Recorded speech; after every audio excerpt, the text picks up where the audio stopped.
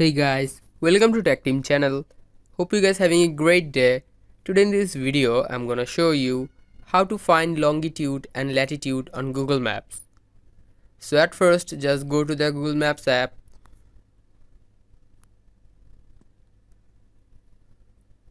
After going to the Google Maps app, just select a location for the longitude and latitude. I'm just selecting at random. After selecting the place, just click on the place like this and it will be a red pin here.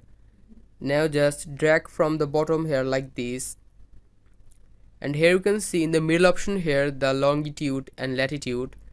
If you click it, it will click it like this and the coordinates will copy it to your clipboard. Now just go back anywhere in the world and search for these coordinates in the top search bar.